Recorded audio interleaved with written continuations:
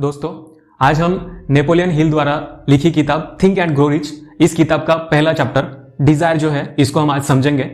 Napoleon Hill इसमें बताते हैं कि desire is the starting point of success, यानी कि हमें जिंदगी में सक्सेसफुल होना है तो डिजायर का जिंदगी में होना बहुत जरूरी है। लेकिन जिंदगी में डिजायर कैसा होना चाहिए?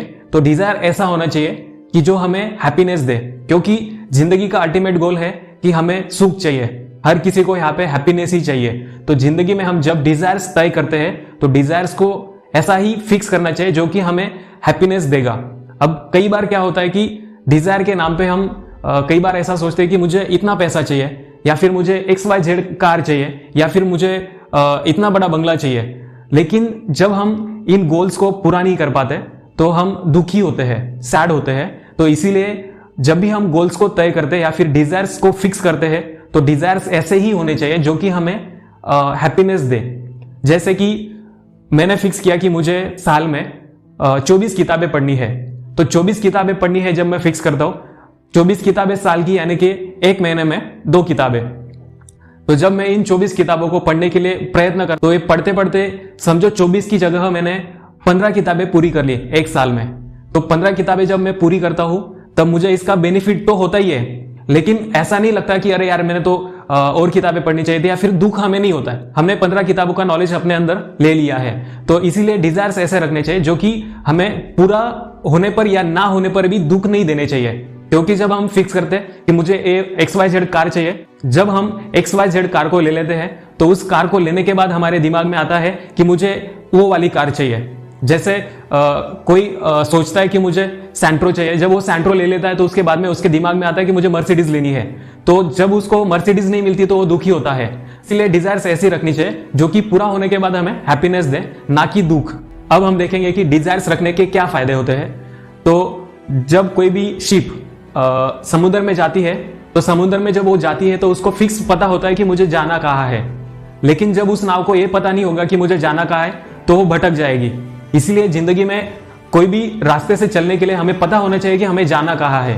जब तक हमें ये पता नहीं चलता कि मुझे जाना कहाँ है तब तक हम भटकते ही रहेंगे। इसलिए जिंदगी में गोल्स होना जरूरी है। जब हम जिंदगी में गोल्स को फिक्स करते हैं तो वो गोल्स हमें एक मुकाम पर पहुंचाते हैं। इसीलिए डिजायर रखना या फिर जिंदगी में गोल रखना ये बहुत महत्वपूर्ण होता है। लेखक आगे बोलते हैं कि जब भी हम किसी गोल को फिक्स करते हैं तो वापस जाने के जो सारे रास्ते होते हैं उन रास्तों को बंद कर देना चाहिए।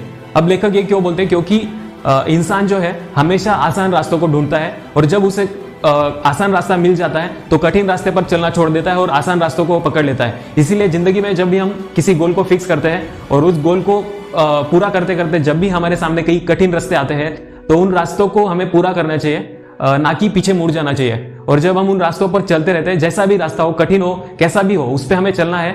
और जब हम उन रास्तों पर चलते रहते हैं तो एक ना एक दिन हम उस मुकाम को हासिल ही कर लेते हैं। इसीलिए वापस जाने के रास्तों को हमेशा बंद कर देना चाहिए। लेखक आगे बोलते हैं कि जब हमें सक्सेसफुल होना होता है तो हमें 3 चीजों का ध्यान रखना चाहिए।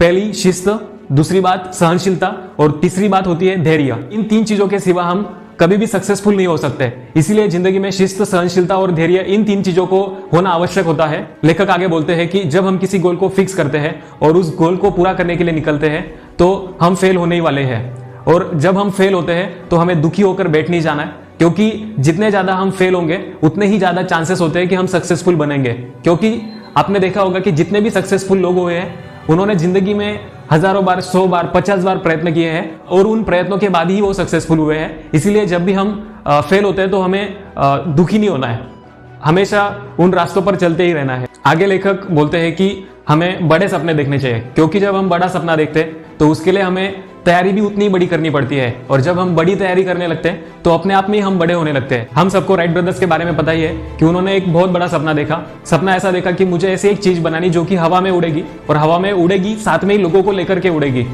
और जब ये सपना उन्होंने देखा होगा तो शायद किसी ने उन्हें पागल ही समझा होगा, लेकिन जब उन्होंने उस रास्ते पर चलना फिक्स कर लिया, उस रास्ते पर वो चलते रहे, तो आज हमें पता है कि आज हमें आकाश में उड़ना या फिर हवा में उड़ना बहुत ज्यादा आसान हो गया है। क्योंकि राइट ब्रदर्स ने कभी ये सोचा था कि मुझे ऐसी एक चीज बनानी है जो कि हवा में उड़ेगी। जब भी हम सोचते हैं तो ऐसा ही सोचना है कि जिस चीज को हम पूरा करेंगे तो पूरा करने के बाद उस चीज ने समाज में एक बदलाव लाना चाहिए। आगे लेखक बोलते हैं कि जब आप किसी चीज को करने निकलते हैं तो सबसे पहले आपको खुद में विश्वास होना चाहिए, क्योंकि जब तक हमको खुद में विश्वास नहीं होगा तब तक हम पर कोई दूसरा विश्वास नहीं कर सकता। और जब हम खुद में विश्वास करने लगते हैं तो हम किसी भी चीज को अचीव कर सकते हैं। और साथ में ही जो भी हमने फिक्स किया है उसमें कभी हमें कंप्रोमाइज नहीं करना चाहिए। जो भी हमारे ड्रीम्स है या फिर जो भी हमारे प्लान्स है उसमें कंप्रोमाइज ना करते हुए हमें हमेशा आगे बढ़ते रहना चाहिए।